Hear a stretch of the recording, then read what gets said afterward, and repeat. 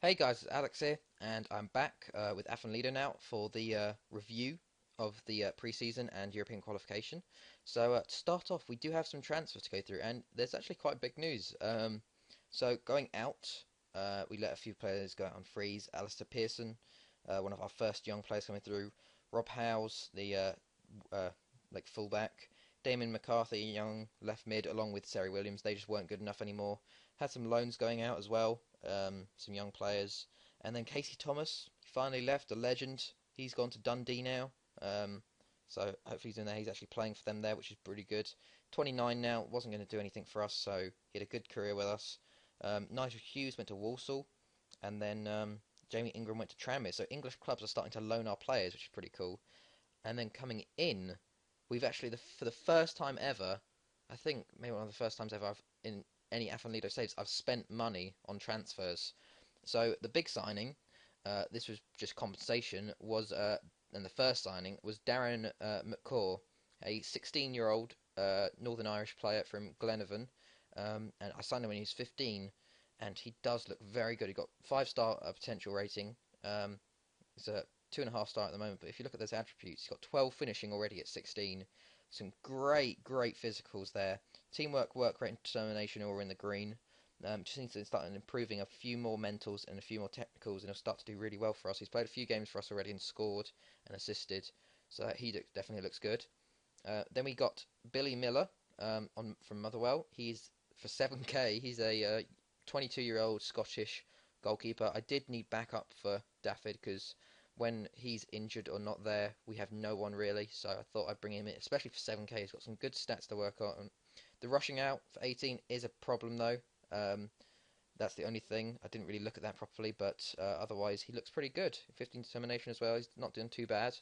Um, then we I liked Alan McLean and I liked Lewis O'Connor, and I put like suggested terms in for them for zero, and they just only wanted 10k.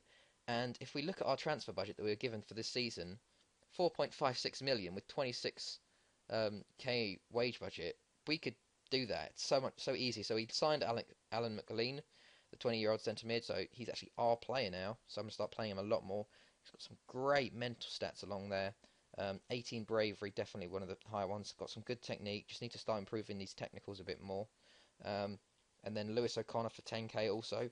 Um, he was very good for us last season. Been doing all right so far. I need to improve these technicals though.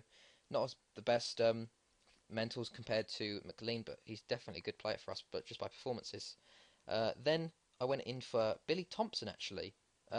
He is a Scottish striker from Motherwell, and you might recognise his name actually because if you look at last year, he went on loan to TNS and he scored 24 goals in 30 games for them with 7 assists. So I went out and I suggested while he was still on loan at them, I suggested a thing, and I got him for 10k. So I've just stolen TNS's loanee striker for 10k from Motherwell, which is great.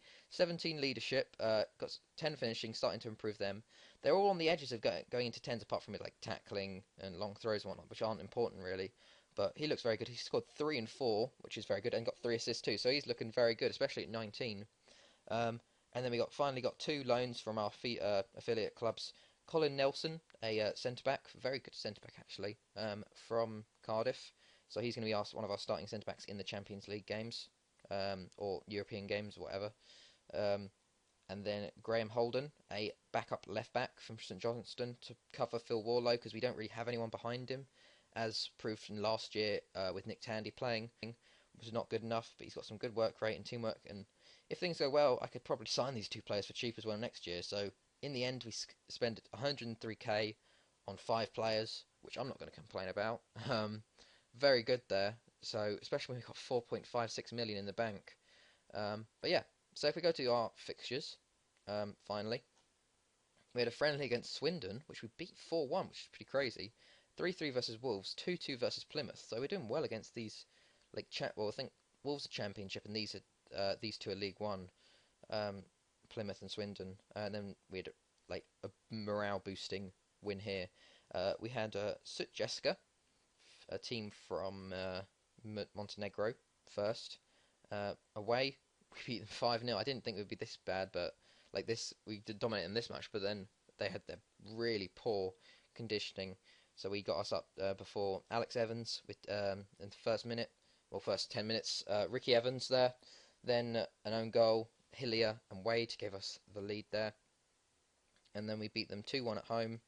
Not the same story, but we still in the end did it. Colin Nelson with his first goal for the club, and then Billy Thompson with his first goal for the club from a penalty in the Champions League. So I completely changed the side here because it was 5-0. So took everyone out basically, apart from maybe Phil Warlow and John. No, yeah, Phil Warlow was the only one who stayed in the team, and he played the second leg, and we won 2-1. So 7-1 on aggregate wasn't bad. Then we had a very tough leg here versus Petrolu from where are they from? Romania. Good in my other saves actually. We won the away leg 1-0 somehow with Paul Penny sent off as well. Ricky Evans got a 5th-minute goal, and we sort of just parked the bus there and left things going. And then at home we won 2-0, which was very good. Hillier and Draper with both goals there, either side of the half, to give us the 3-0 aggregate win. Then we were pit up against Barte from Belarus, not the Ukrainian Barte, the Belarusian Barte, but in the meantime we did beat Seven Druids 4-1 in our first league game. Billy Thompson with his first 2 league goals, Lewis O'Connor and Williams there. We played a rotated side for that. But somehow we won the first leg 7-0, which was absolutely insane. I don't know how we did this. Hillier, Draper, an own goal. Ricky Evans got 3, and then Williams got 1 there. Ricky Evans played such a good game that game. Just out of nowhere, 7-0, and then we lost the away leg 2-1. But the thing was that I had the completely wrong tactics on. But Ricky Evans still got a goal on early on, but we won 8-2 on aggregate, so not going to complain there. In the meantime, we beat Bangor City 2-0. Damon McCaw with his first goal, and then Jake Charles with his first goal for the season, putting us off the mark there. So, yeah, we're through to the Champions League group stage. We got another few million, so I went to the board and asked for new training, and we're getting that. The youth ones are still going, and we're also getting our junior coaching is being increased to, I think it's exceptional from excellent, so that's pretty good there. And then finances, as you can see, 14 million in the bank, which is really good. Premier League already, 2 wins out of 2, 6 points, very good there. But yeah, today we do have the group stage. I was going to show you this. So I think we're still in the 4th, yeah, 15.275, not the bottom. Ludogorets got through, but we're just going to go through and see who we get this year. So I'm going to draw the teams, do the first group. So top seeds there for everything. Don't know what I want here. Bordeaux with Real Madrid, not too bad. Atletico and Juventus, don't want that. Porto and Man City, don't want that. Dortmund and Arsenal, don't want that. Benfica and Chelsea, don't know. Milan and Barca, don't want that. Valencia and Bayern, don't want that. PSG, Man U, again. That's the 3rd year in a row. What the hell? Zenit in that group, that's not too bad. Fenerbahce, that's a tough one. Stuttgart, that's very tough. Marseille, oh my god, that's kind of, I've seen that before, definitely, but that's a tough group there. Olympiacos, I think I could see wanting that. Celtic, don't want that at all. Ajax, don't want that at all. And Shakhtar, who played, no, we didn't play, we played CSK, but Man U and Shakhtar always get pit up against each other. But here we go.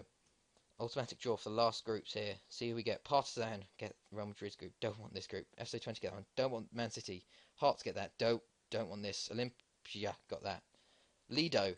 Oh yes, we do get the Chelsea group, and I think not the worst group in the world. I'd say not the worst group in the world. Chelsea obviously is going to be a loss. Benfica we might be able to do something against, and I'm hoping we can take stuff off Olympiacos.